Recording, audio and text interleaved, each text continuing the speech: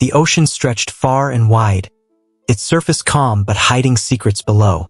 Deep beneath the waves, a young mermaid named Ada swam lazily, staring up at the faint shimmer of sunlight breaking through the water. She wasn't like the other mermaids, not really. While they were content with singing and dancing in their underwater kingdom, Ada always felt like something was missing. She didn't know exactly what it was, but she felt it deep in her chest, a strange ache for something more. It wasn't until she started listening to the sailors above that she began to understand. Their loud voices carried through the waves, full of laughter, songs, and sometimes arguments. But what caught Ada's attention most was the way they talked about love. They told stories about people finding someone special, someone who made their hearts feel full. It sounded so wonderful, so magical, that Ada couldn't stop thinking about it. Love, she whispered one day, sitting on a smooth rock near her favorite coral reef. What does it feel like? Her best friend, Iphigenia, a cheerful mermaid with bright green fins, giggled as she flipped through the water. You're dreaming again, Ada. Love, that's for humans. They're strange, always walking around on those two legs of theirs. But doesn't it sound amazing? Ada asked, her big, curious eyes glowing. What if there's someone out there? Someone who would love me for who I am? Don't you ever wonder? Iphigenia shook her head firmly. Not me. Humans are trouble. Haven't you heard the stories? They hunt us, Ada.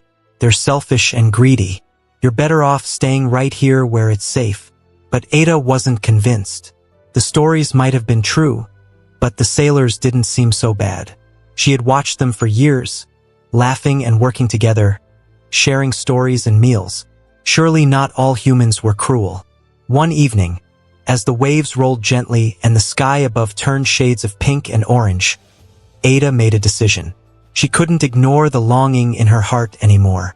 She had to see the human world for herself. And she knew exactly who to ask for help. The elder mermaid, Mama Iridi, lived in a cave surrounded by glowing sea plants. She was ancient, her tail faded and her eyes clouded, but she was wise beyond words. Most mermaids only came to her in times of great need, for Mama Iridi's magic was powerful but came with heavy consequences. When Ada swam into the cave, her heart was pounding. Mama Iridi was sitting on a stone throne, her gaze distant but sharp. Young one, the elder said in a deep, steady voice. What brings you here? Ada hesitated for a moment, then swam closer. Mama Iridi, I want to go to the human world. I want to see it for myself. The elder's eyes narrowed. You're asking for trouble, child. The human world is not kind to those who are different. I know, Ada said quickly, but I can't stay here forever. I need to know what it feels like to live on land, to meet people who might love me for who I am. Mama Iridi sighed, her voice heavy with warning. Love is not as simple as it sounds, Ada. Humans are complicated. They will hurt you if you're not careful. I'll be careful, Ada promised. Please, Mama Iridi. I'll do anything.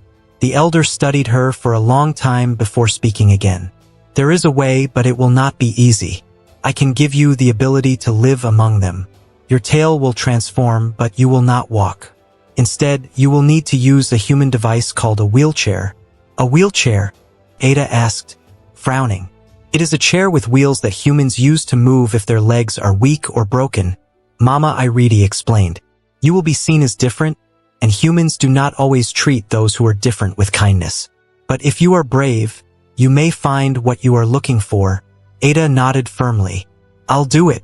The elder smiled faintly, though her eyes remained sad. Very well. The spell will last 3 months. If you do not return to the sea by then, you will lose your voice forever. Do you understand? Ada hesitated, her heart thumping.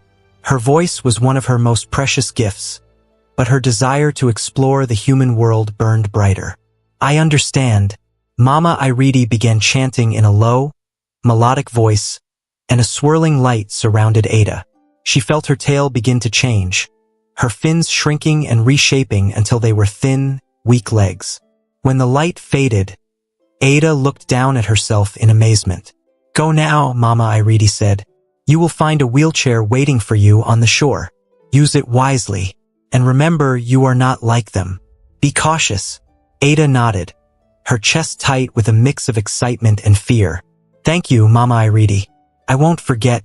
The beach was quiet when Ada emerged from the water for the first time.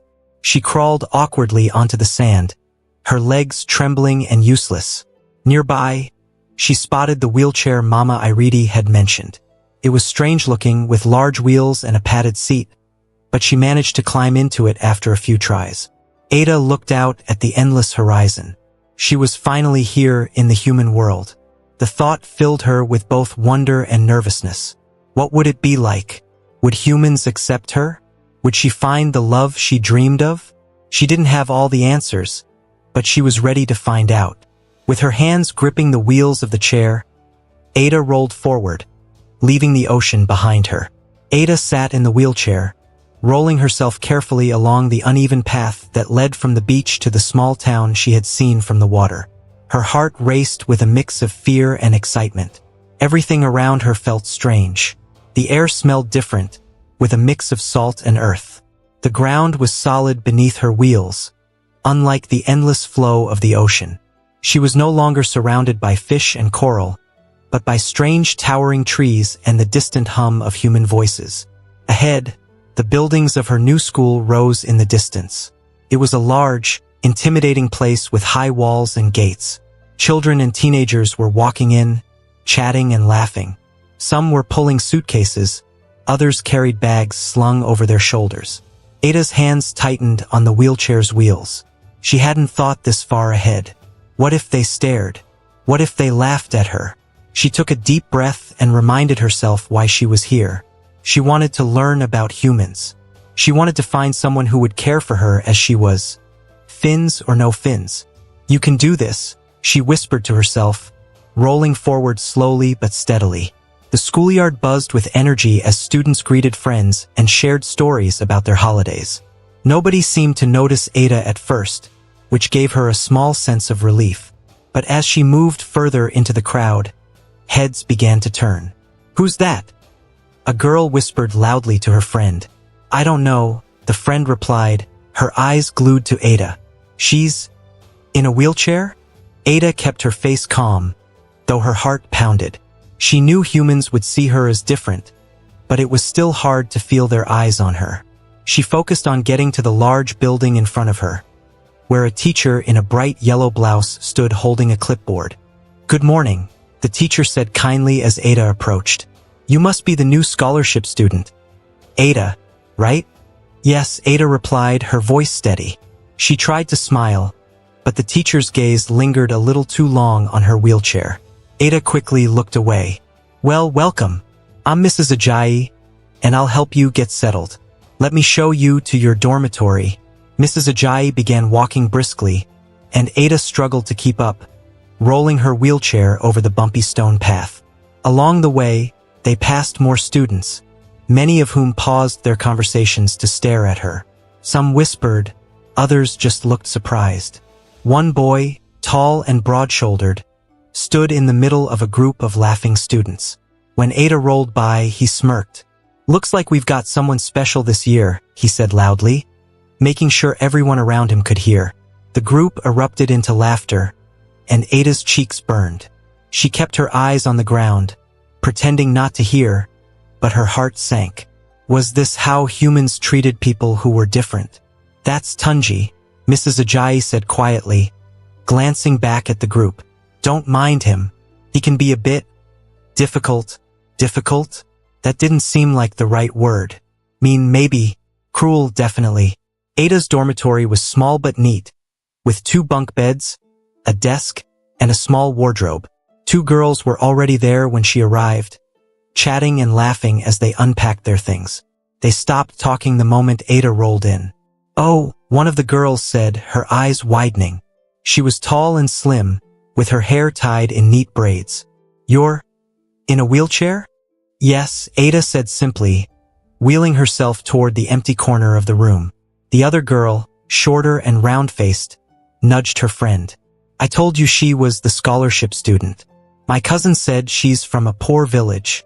I'm right here, Ada said firmly, her voice calm but steady. You don't need to talk about me like I can't hear you. The taller girl blinked, surprised by Ada's confidence. Oh, sorry. I'm Titi. This is Bola. Nice to meet you, Ada said politely, though she could tell they were still uncomfortable around her. She turned her attention to unpacking the small bag she had brought with her. She didn't have much, just a few clothes and the human books she had collected from shipwrecks over the years. Titi and Bola exchanged a glance but said nothing more. They returned to their conversation, occasionally glancing at Ada but keeping their voices low. Later that day, the school held a welcoming assembly for all the new students. Ada rolled herself into the large hall, which was already packed with students sitting on rows of benches. She found an empty space near the back and settled in quietly. As the principal gave a long speech about the school's history and values, Ada couldn't help but notice the way people kept sneaking glances at her. Some whispered, some giggled. She tried to ignore them, focusing instead on the principal's words. But it wasn't easy. When the assembly ended, the students began filing out of the hall. Ada waited for the crowd to thin before rolling toward the door. Just as she reached the exit, someone blocked her path. Well, Tunji said, grinning down at her. The new girl. What's your name again? Oh, wait. Let me guess. Scholarship Ada? Ada met his gaze, her face calm despite the anger bubbling inside her. It's just Ada, she said. Excuse me. Tunji didn't move. You know, I've never met someone like you before. I mean, how do you even keep up with everyone? Do they push you around all day? Laughter erupted from the group behind him, and Ada's hands tightened on the wheels of her chair. I don't need anyone to push me, she said firmly. Now move. Tunji raised his hands in mock surrender, stepping aside just enough for her to pass. Relax, I'm just curious. You're interesting, that's all. Ada didn't respond. She rolled past him, her heart pounding. She could feel their laughter following her down the hall, but she didn't look back. By the time Ada made it to the garden behind the dormitories, she was shaking with frustration.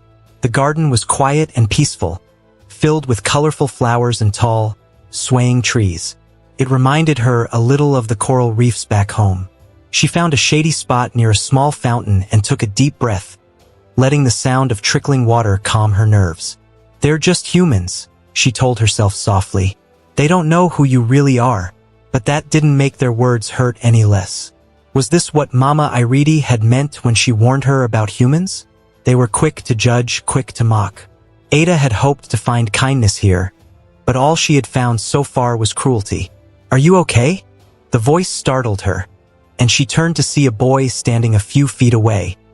He was holding a book, his glasses slightly crooked on his nose. His eyes were kind, and there was no trace of mockery in his expression. I'm fine, Ada said quickly, sitting up straighter. The boy hesitated, then walked closer. I saw what happened earlier, with Tunji. He's not a nice person. Ada gave a small shrug. I can handle him. The boy smiled faintly. I'm Emika, by the way. You're Ada, right? Yes, she said, studying him carefully. He didn't seem like the others. There was something different about him, something gentle. I like to come here to read, Emika said, holding up his book. It's quieter than the dorms. Do you mind if I sit here? Ada shook her head. It's fine. Emika sat on the edge of the fountain, opening his book but glancing at her every now and then. After a while, he spoke again. You know, I think it's really brave of you to come here. Brave? Ada asked, raising an eyebrow. Yeah, Emika said. Most people wouldn't be able to handle what you're dealing with. But you seem strong. Ada wasn't sure how to respond to that. No one had ever called her strong before. Thanks, she said quietly. They sat in silence for a while, the sound of the fountain filling the space between them. For the first time since she arrived, Ada felt a small flicker of hope. Maybe not all humans were bad. Maybe, just maybe, she could find what she was looking for here. The next morning, Ada wheeled herself into the dining hall for breakfast. The room was buzzing with chatter, laughter, and the clinking of cutlery against plates. She tried to blend in, but the whispers started almost immediately. Did you see her yesterday? The girl in the wheelchair. Yeah. What's her story? Why is she even here? I heard she's from a tiny village. Probably begged her way in. Ada kept her eyes on the floor, gripping the wheels of her chair tightly. She didn't want to react, didn't want to give them the satisfaction of knowing she could hear them. But their words stung. They didn't know anything about her, yet they judged her so easily. She rolled over to an empty table at the corner of the hall, far from the groups of noisy students. As she picked at her bread and eggs, she heard footsteps approaching. She looked up to see Emeka standing there, holding his tray. "Is this seat taken?" he asked, pointing to the chair opposite her. Ada shook her head. "No, you can sit." Emeka smiled and sat down. "Morning," he said cheerfully. "How's your first full day going?" Ada shrugged. "It's fine." Emeka studied her for a moment, then leaned in a little. "You don't have to act tough, you know. I heard what they were saying too." Ada's face hardened. "Let them talk. I don't care." "Really?" Emeka said, raising an eyebrow. "Because it looks like you do." Ada didn't reply. She didn't want to admit that he was right. Instead, she stared down at her plate, pushing a piece of bread around with her fork. "They're just jealous," Emeka said after a moment. Ada frowned and looked up. "Jealous? Of what?" "Of you," Emeka said simply. "You're different. You stand out. People don't know how to handle that, so they make up stories. It's easier for them to laugh than to try to understand." Ada blinked, surprised by his words. "You really think that?" "I know it," Emeka said firmly. "And trust me, you're not the first person they've treated like this. But you're handling it better than most." Ada felt a small smile tug at her lips. Emeka had a way of making her feel seen, like she wasn't just the girl in the wheelchair everyone whispered about. She didn't know why he was being so kind, but she was grateful. The whispers only grew louder as the days went on. Everywhere Ada went, she felt eyes on her. In the classrooms, the hallways, even in the garden where she usually found peace. There were always students watching her, whispering behind her back. One afternoon, as she wheeled herself toward the library, she overheard a group of girls standing by the staircase. "She's so weird," one of them said. "I heard she can't even walk because of some disease," another added. "Or maybe she's just pretending," the first girl said with a laugh. "You know, to get sympathy." Ada stopped in her tracks, her heart pounding. She wanted to turn around and confront them, to tell them they didn't know anything about her. But she knew it wouldn't help. They would just laugh and whisper more. So she kept moving, trying to block out their voices. As she entered the library, she spotted Emeka sitting at a table near the window, a stack of books in front of him. He looked up and smiled when he saw her. "Hey," he said as she rolled over to join him.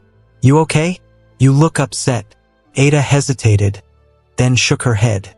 "It's nothing. Just people being people." Emeka frowned.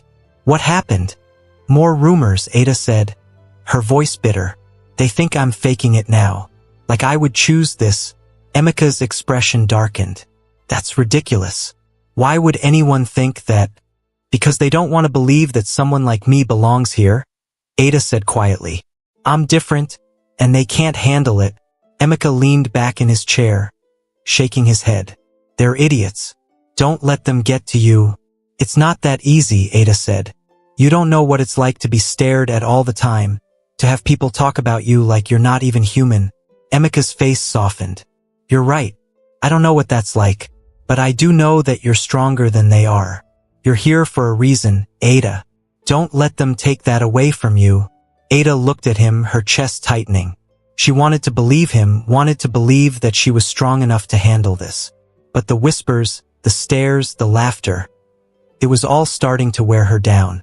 The rumors took a new turn after Tunji decided to get involved. One evening, as Ada was heading back to her dorm, she found him and his group of friends waiting for her outside the building. Well, if it isn't the star of the school," Tunji said with a grin. "How's life in the wheelchair, Ada?" Ada stopped, her jaw tightening. "What do you want, Tunji?" "Oh, nothing," Tunji said, his voice dripping with mockery. "We're just curious, about your situation." Ada crossed her arms. "What situation?" One of his friends chimed in, smirking. "The whole wheelchair thing. It's kind of Suspicious, don't you think? What's suspicious about it? Ada asked, her voice cold. Well, Tunji said, stepping closer, how do we know it's real? Maybe you're just pretending to get special treatment. Scholarships, extra help, attention. It's a smart move, really. Ada's hands clenched into fists. You don't know anything about me. I know enough, Tunji said, his grin widening. And so does everyone else. Face it, Ada. You're just a charity case. Before Ada could respond, Emeka appeared out of nowhere, stepping between her and Tunji. That's enough, he said firmly, his voice low but steady. Tunji raised an eyebrow. Oh look, it's her little defender. What are you going to do, Emeka? Read me a poem? Emeka didn't flinch. Leave her alone, Tunji. You've made your point. Have I? Tunji said, leaning closer. Because I said, leave her alone, Emeka repeated, his voice louder this time. For a moment there was silence. Tunji stared at Emeka, his grin fading slightly. Then he laughed, shaking his head. Fine, whatever. Let's go, guys. As Tunji and his friends walked away, Ada let out a shaky breath. You didn't have to do that, she said, her voice soft. Yes, I did, Emeka said, turning to face her. Someone had to. Ada looked at him, her heart swelling with gratitude. She didn't know why he cared so much, but she was glad he did. For the first time since she arrived, she felt like she wasn't completely alone. The school garden became Ada's favorite place. It was tucked behind the main dormitories, quiet and peaceful, with flowers of every color blooming in neat rows. There was a small fountain in the middle, and the sound of water trickling over the stones reminded Ada of the ocean. She liked sitting there, away from the noise and stares, where she could think and breathe. One afternoon, after another long day of whispers and pointed looks, Ada wheeled herself into the garden. She stopped by her usual spot near the fountain, letting the warmth of the sun calm her nerves. But even in the quiet, her mind was noisy with thoughts.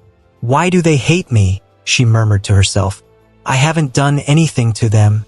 She closed her eyes, thinking about her home in the sea. It had felt so small, so empty. But at least there, she had never been treated like this. The whispers, the laughter, it was like they wanted her to feel small, to feel like she didn't belong. A soft voice interrupted her thoughts. Are you talking to yourself? Or is there someone hiding in those bushes? Ada opened her eyes and turned to see Emeka standing a few steps away, a book in his hand. He was smiling, but his eyes looked concerned. It's just me, Ada said, managing a small smile. No one in the bushes. Emeka walked closer, sitting on the edge of the fountain. I thought I'd find you here, he said. You didn't look too happy after class. Ada shrugged. I'm fine. You always say that, Emeka replied, leaning forward. But I know you're not. Ada sighed. Why do you care so much, Emeka? Everyone else seems to think I'm just here for attention. I'm not everyone else, Emeka said simply. And I don't think you're here for attention. I think you're here because you deserve to be. Ada looked at him, her chest tightening. She wanted to believe him, but it was hard. You don't know what it's like, she said quietly. Everywhere I go, people stare. They talk about me like I'm some kind of freak. You're not a freak, Emeka said firmly. You're brave. Braver than any of them. Ada shook her head. I don't feel brave. I feel tired. Emeka was silent for a moment. Then he smiled. Do you know what I do when I feel tired? What? Ada asked, curious despite herself. I read poetry, Emeka said, holding up his book. It helps me forget about everything else for a while. Want me to read you something? Ada hesitated, then nodded. Okay. Emeka opened his book and began reading. His voice was soft and steady, the words flowing like music. Ada didn't understand all of it, but there was something soothing about the way he read. It made her feel lighter, like the weight on her chest wasn't as heavy. When he finished, Emeka looked at her and smiled. Feel better? A little, Ada admitted, smiling back. They started meeting in the garden regularly after that. Emeka would bring a new book each time, and they would talk about the poems, the stories, and sometimes their lives. Ada didn't share much about herself. She couldn't. but she liked listening to Emeka. He talked about his family, his dreams, and the things that made him happy. It was nice, having someone who didn't judge her, who treated her like she was just Ada. One afternoon, as they sat by the fountain, Emeka turned to her with a thoughtful look. "Can I ask you something?" "Sure," Ada said, tilting her head. "Why don't you ever talk about your past?" Emeka asked. "Where you're from, your family, anything." Ada's stomach tightened. She had been careful not to reveal too much about herself, but she knew this question would come eventually. "It's complicated," she said slowly. Emeka frowned. "Complicated how?" I don't like talking about it," Ada said, avoiding his gaze. "It's not a happy story." Emeka nodded, his expression softening. "Okay, you don't have to tell me if you're not ready. I just want you to know that you can." Ada looked at him, surprised by his kindness. "Thanks," she said quietly. They sat in silence for a while, the sound of the fountain filling the air. Ada felt a strange mix of emotions. Gratitude, relief, but also fear. She liked Emeka. He made her feel safe, like she could be herself around him. But she knew she couldn't tell him the truth. Not yet. The peace Ada found in the garden didn't last long. One day, as she and Emeka were talking, a voice broke through the quiet. "Well, isn't this cozy?"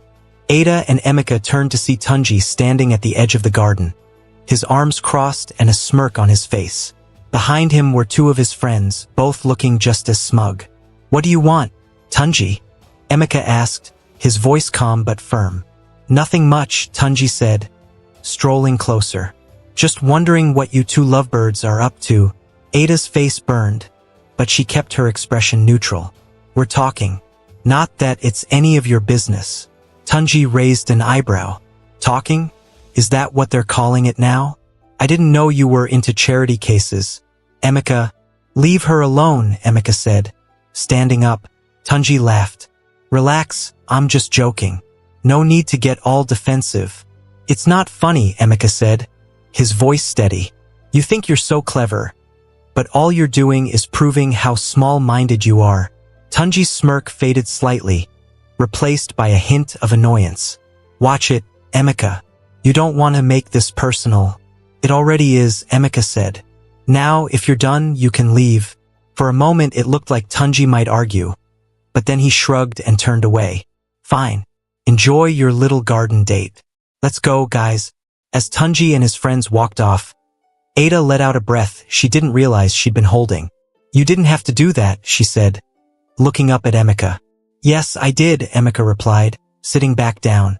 "Someone has to stand up to him." Ada smiled, her heart swelling with gratitude. She didn't know why Emeka cared so much, but she was glad he did. For the first time in a long time, she felt like she had a real friend. The school buzzed with excitement as the upcoming inter-house debate competition drew near. It was one of the biggest events of the term, and everyone was talking about it. Ada had been chosen to represent her house as one of the speakers, a decision that surprised many. Titi had whispered loudly in the dorm one evening. "Why her? She can't even stand up to give a proper speech." Ada ignored the comment, but inside, her stomach churned. She wasn't afraid of speaking in front of people, but she knew the attention would bring more whispers and stares. Still, she was determined to prove herself. She had worked hard on her speech, practicing late into the night while others slept. On the day of the debate, the auditorium was packed. Students filled the seats, chatting excitedly as they waited for the event to start. Ada sat at her designated spot on the stage, her heart pounding. She glanced at the crowd, catching sight of Tunji and his friends sitting near the front. His smirk made her nerves spike, but she forced herself to look away. "You've got this," Emeka whispered as he passed by, giving her a reassuring nod. He wasn't competing, but he had promised to come and support her. His encouragement steadied her nerves, and she took a deep breath, clutching the edge of her wheelchair. The debate began, and the first few speakers delivered their arguments with confidence. Ada's turn was coming up, and she could feel the weight of the audience's eyes on her. When her name was called, a ripple of whispers spread through the room. "She's really going up there? How's she going to do it from the wheelchair?" This is going to be a disaster. Ada ignored them, rolling herself forward to the center of the stage. The microphone was already adjusted to her height, but she could feel the skepticism radiating from the crowd. She took a deep breath and began her speech. Her voice was steady, clear, and filled with conviction. She spoke passionately about the topic, her words flowing effortlessly.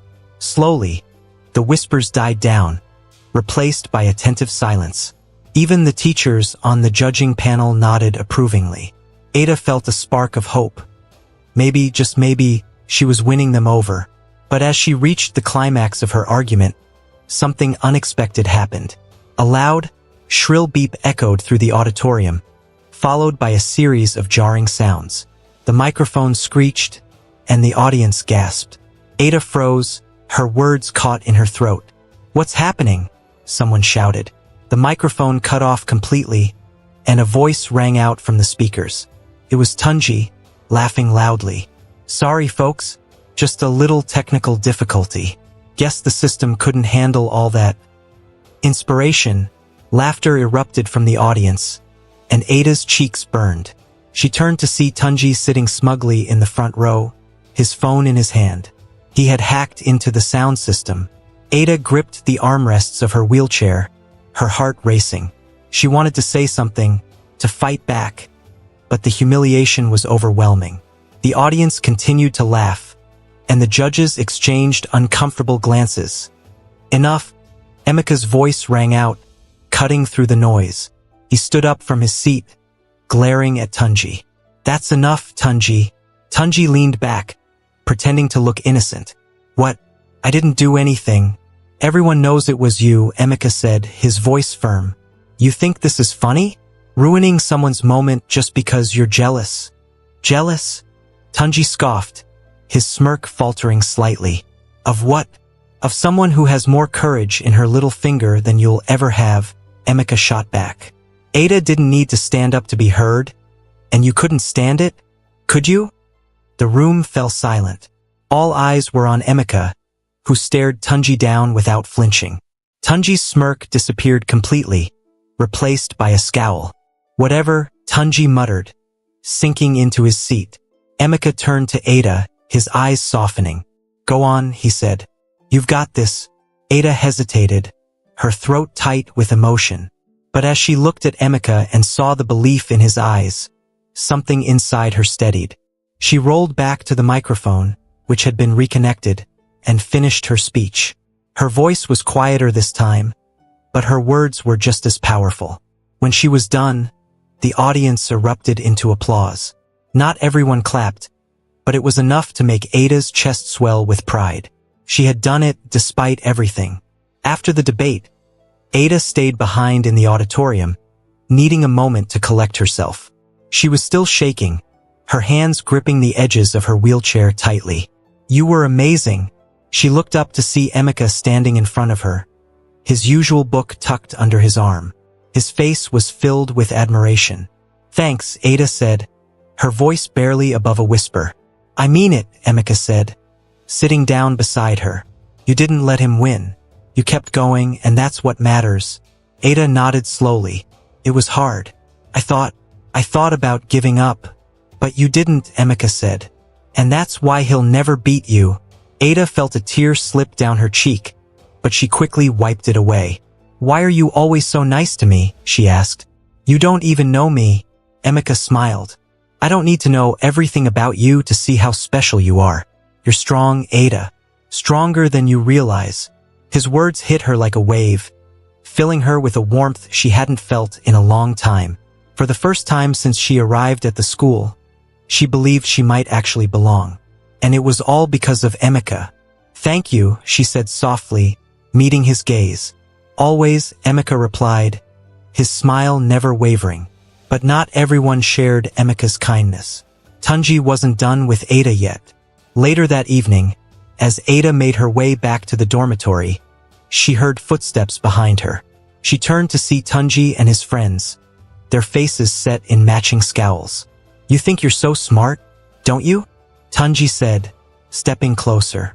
Ada held her ground, her hands steady on the wheels of her chair. "What do you want?"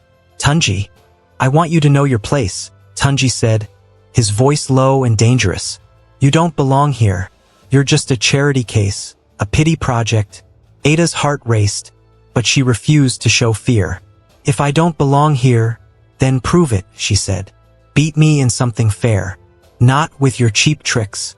Tunji's face twisted with anger, but before he could respond, a voice interrupted. Leave her alone. Emeka appeared out of the shadows, his stance firm and his expression unwavering. I'm serious, Tunji. Walk away. Tunji hesitated, his friends shifting uncomfortably behind him. Finally, he sneered. Whatever. She's not worth it. As Tunji and his friends left, Emeka turned to Ada. Are you okay? Ada nodded, her heart pounding. I'm fine. Thank you. You don't have to thank me, Emeka said. But you do need to be careful. Tunji doesn't like losing. I can handle him, Ada said, though her voice wavered slightly. I know you can, Emeka said, his tone gentle. But you don't have to do it alone. Ada looked at him, her chest tightening. She was grateful. With Emeka by her side, she felt like she could face anything. The school camping trip had been the talk of the week. Everyone was excited about spending a few days by the serene lake surrounded by lush green hills. Ada wasn't as thrilled. The idea of being far from the garden, her safe space, made her uneasy. But Emeka had convinced her to go. It'll be fun, he'd said, his eyes lighting up. You need a break from all the drama here. And besides, I'll be there. Ada had reluctantly agreed, and now she found herself sitting in the back of the school bus, her wheelchair folded neatly beside her. The bus was alive with chatter and laughter, but Ada stayed quiet, looking out the window as the scenery whizzed by. Emeka sat beside her, flipping through one of his books. Are you nervous? He asked, glancing at her. A little, Ada admitted. I'm not really an outdoor person. Well, you'll have me as your guide, Emeka said with a grin. We'll stick together.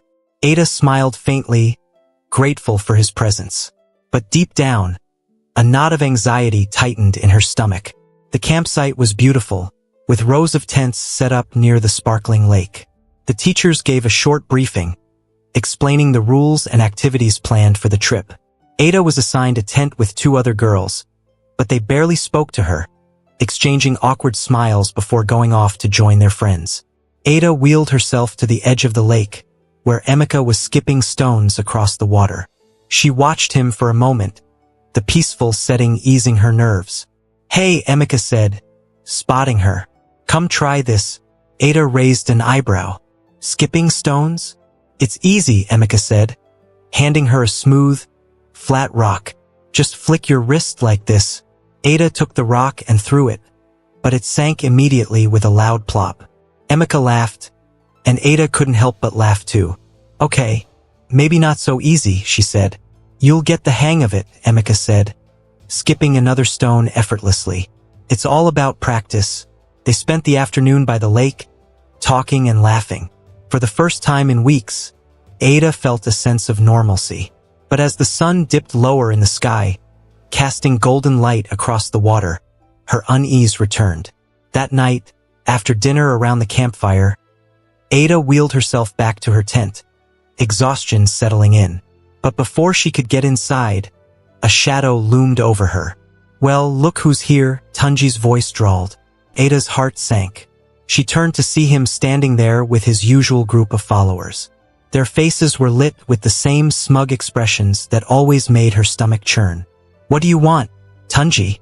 Ada asked, trying to keep her voice steady. Oh, nothing, Tunji said, grinning. Just thought we'd invite you to a little adventure. Ada frowned. I'm not interested. Come on, Tunji said, stepping closer. Don't be boring. We're just going down to the lake. You love the water, don't you? Ada froze. Something about his tone sent a chill down her spine. She gripped the wheels of her chair, ready to roll away, but one of Tunji's friends stepped in front of her, blocking her path. What's wrong? Tunji asked mockingly. Afraid you'll get wet? Leave me alone, Ada said firmly. But Tunji ignored her, leaning down so his face was level with hers. You think you're so special, don't you? Rolling around like you're better than us. I don't think that, Ada said, her voice shaking. Sure you do, Tunji said, his grin widening. Well, let's see how special you really are. Before Ada could react, Tunji grabbed the handles of her wheelchair and started pushing her toward the lake. Ada struggled, panic rising in her chest. Stop! Let me go! She shouted. Relax, Tunji said, laughing. It's just a little swim. The lake's edge came into view, the moonlight reflecting off the water.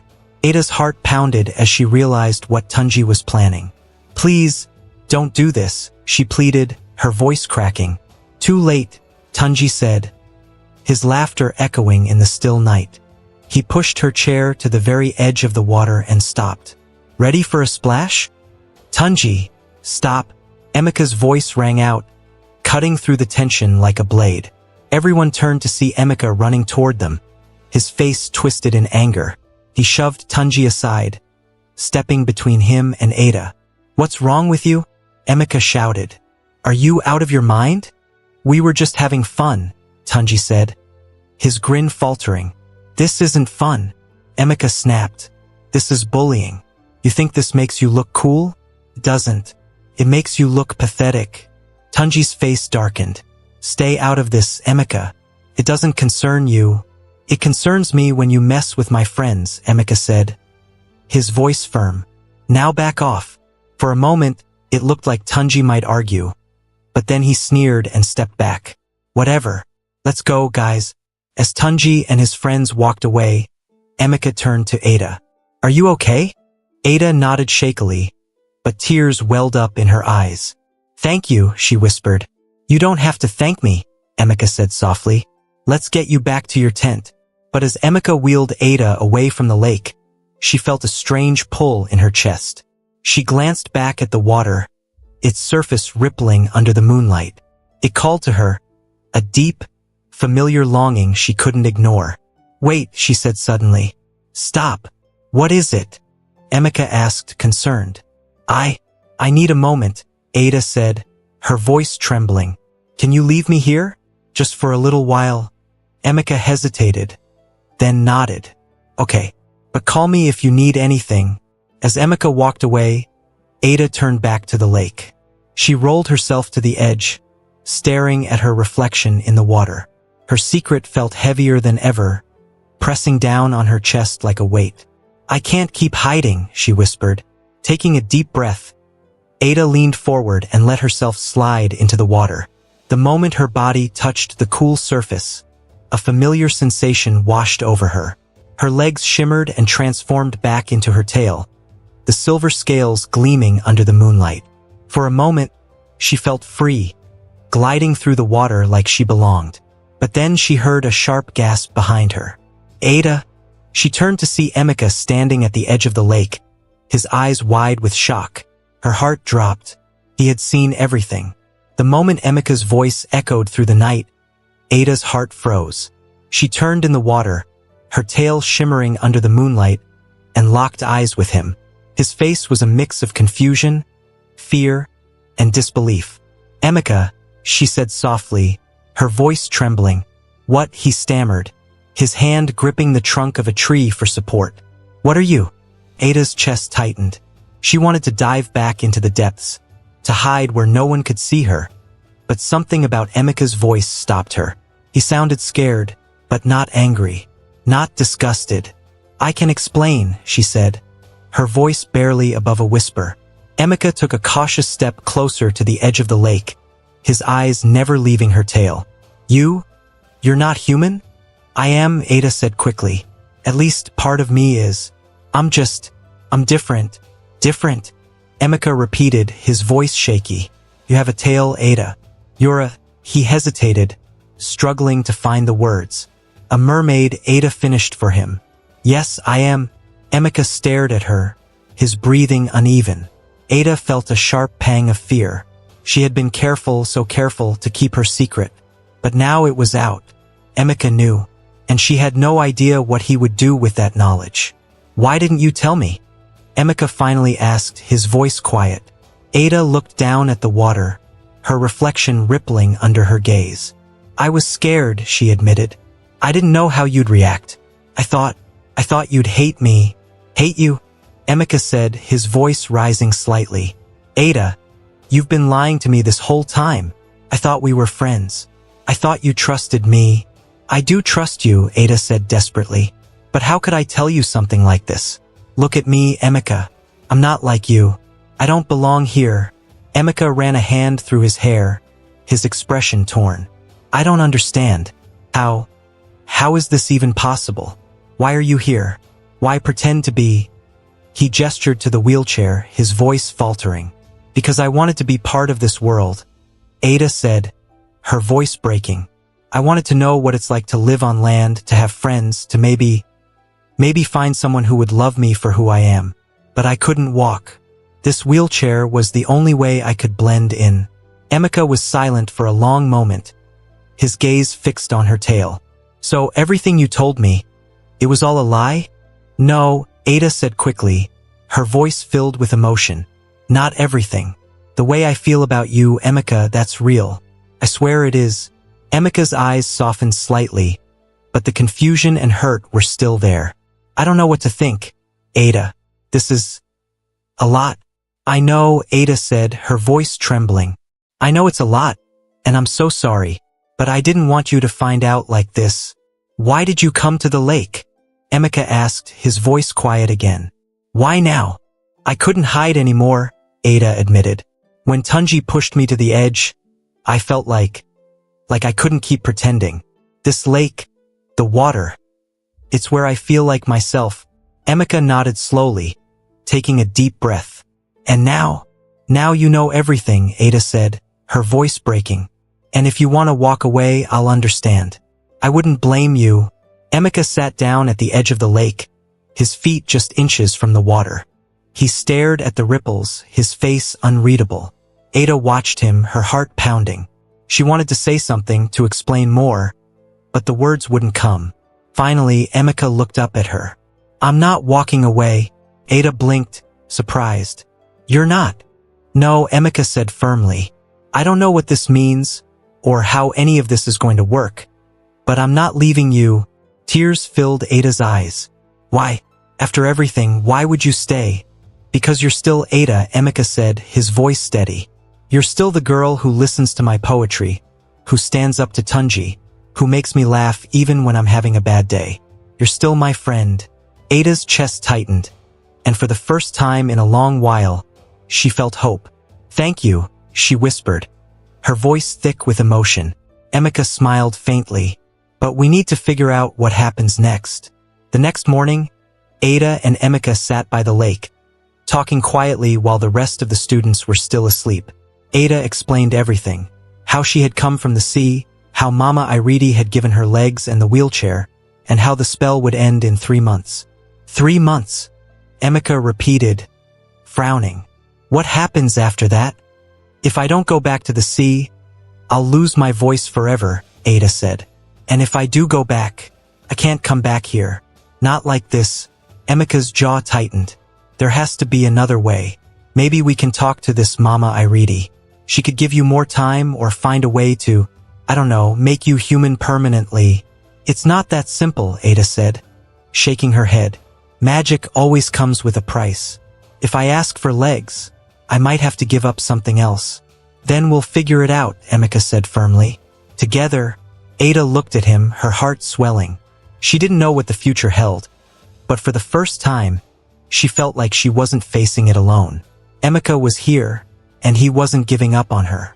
As the students packed up to leave the campsite, Ada couldn't help but feel a mix of emotions. The lake had revealed her secret, but it had also strengthened her bond with Emeka. They still had a long way to go, but she was ready to face whatever came next. With Emeka by her side, she believed anything was possible.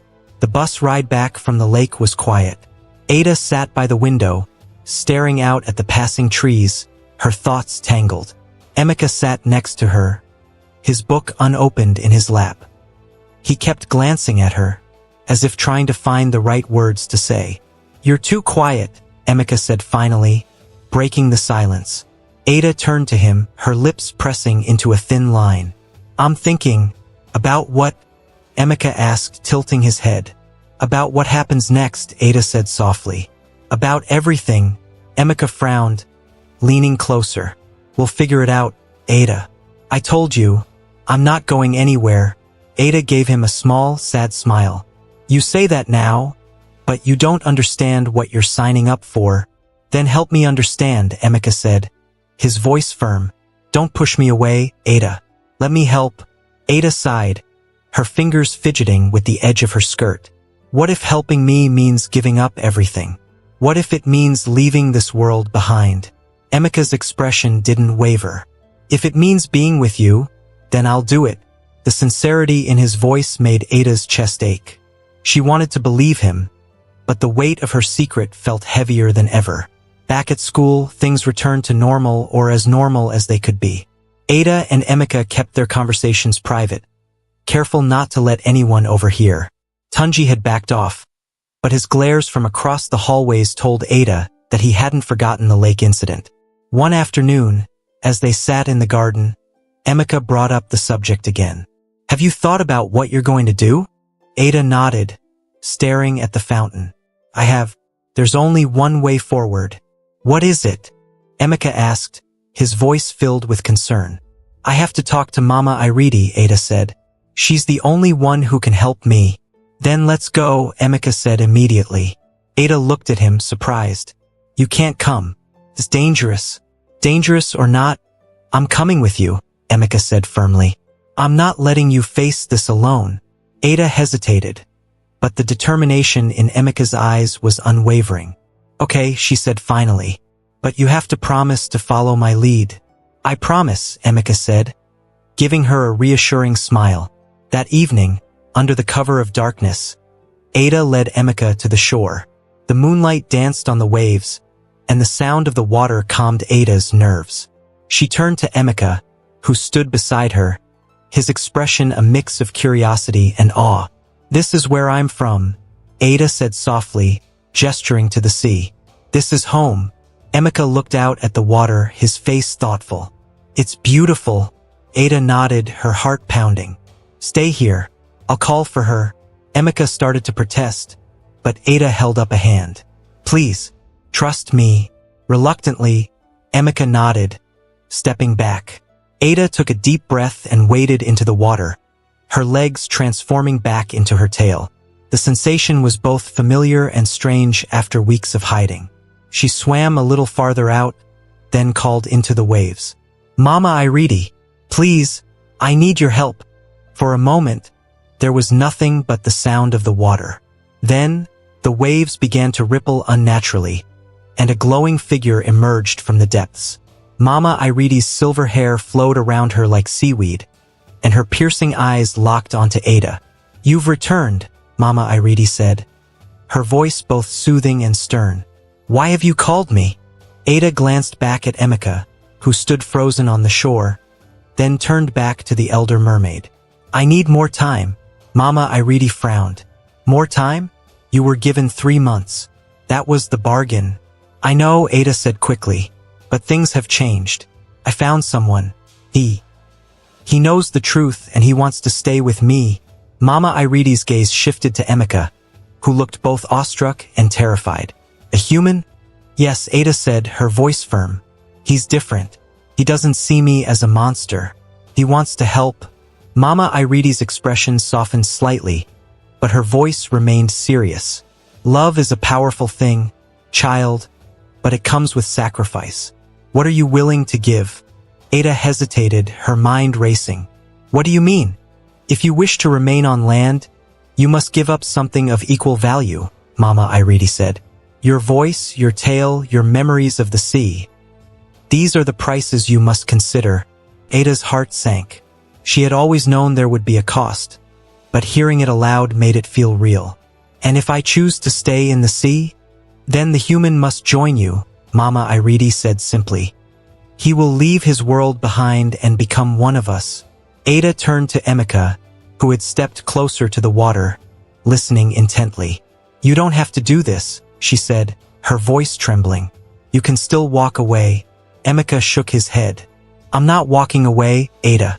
Whatever the price is, we'll face it together. Tears filled Ada's eyes as she looked at him. You don't know what you're saying. Yes, I do, Emeka said, his voice steady. I love you, Ada, and I'm not letting you go. Mama Iridi watched the exchange silently, then nodded. Very well. The choice is yours, child. But choose wisely. Love is not without its trials.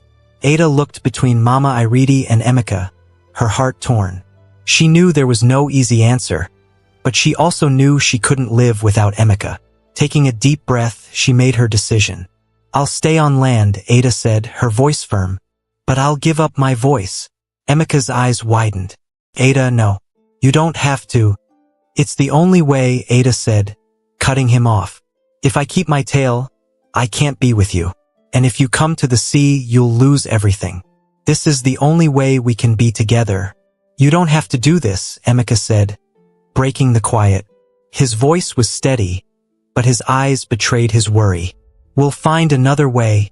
There isn't another way, Ada said softly, her voice trembling. The spell is going to end, Emeka. If I don't choose, I'll lose everything. My legs, my chance to stay on land. And if I go back to the sea, I'll lose you. Emeka stepped closer, his hand brushing hers. Then let me come with you. Ada's eyes widened, and she shook her head quickly. No, you can't. The sea isn't your world. You'll lose everything. Your life, your family, your dreams. I can't ask you to do that. You're not asking, Emeka said firmly. I'm offering. Ada, I don't care where we are, as long as I'm with you. Tears pricked at Ada's eyes.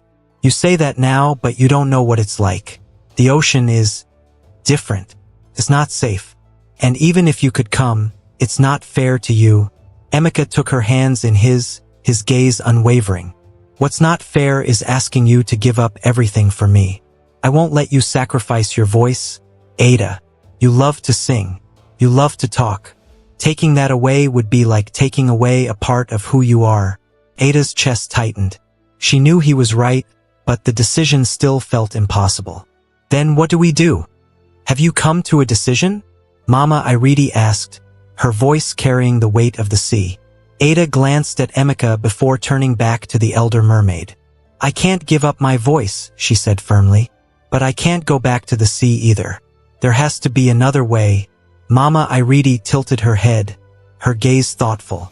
Another way always comes with a price, child. Are you ready to face it? Ada hesitated, her fingers curling into fists. What is the price? The bond you share with this human, Mama Iridi said, gesturing to Emeka. It is strong, but love in your world will require balance. If you wish to stay on land, you must anchor yourself to him. Your magic will fade, and you will become fully human. Fully human? Ada whispered, her voice filled with both wonder and fear. Yes, Mama Iridi said. You will lose your connection to the sea, to your kind. You will no longer be a mermaid. Your home will be here on land with him. Ada's breath caught in her throat. The sea had always been her home, but now it felt like a distant dream. Was she ready to leave it behind forever? She turned to Emeka, whose expression was filled with determination. I'll be with you, he said softly. Whatever you choose, I'll be by your side. Tears streamed down Ada's cheeks as she turned back to Mama Iridi. If I choose to become human, what happens to my memories of the sea? Of my family? They will remain, Mama Iridi said. You will remember who you are and where you came from, but you will no longer be able to return. Ada nodded slowly, her heart heavy. She had always felt out of place in the sea, but the thought of never swimming through its depths again was painful. Still, she knew what she had to do. I choose to stay on land, she said, her voice steady. I'll become human. Mama Iridi's expression softened, and she raised her hands. The water around her began to glow, swirling with light. Very well. The bond between you and this human will anchor your transformation. It is his love that will make you whole.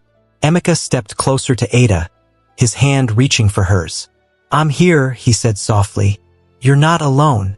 The light grew brighter, surrounding Ada in a warm, gentle embrace. She felt a tingling sensation in her legs, and when she looked down, her tail had disappeared, replaced by 2 human legs.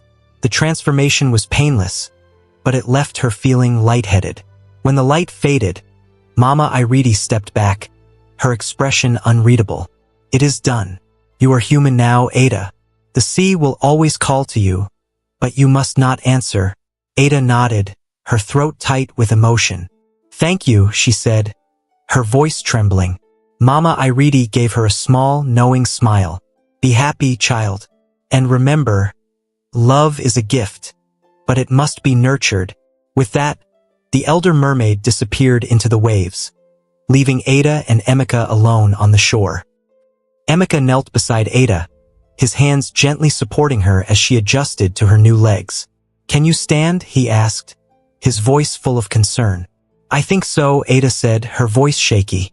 With his help, she pushed herself up, her legs wobbly but steady enough to hold her weight. "You're doing great," Emeka said, a proud smile spreading across his face. Ada laughed softly, tears streaming down her cheeks. "I can't believe it. I'm really human." "You are," Emeka said, his voice filled with awe. "And you're incredible." Ada leaned into him, her heart full despite the bittersweet ache of leaving the sea behind. She didn't know what the future held, but she knew she wouldn't face it alone. "Let's go home," Emeka said, wrapping an arm around her for support. As they walked away from the shore, Ada glanced back at the water one last time. The ocean would always be a part of her, but her heart was here now, with Emeka.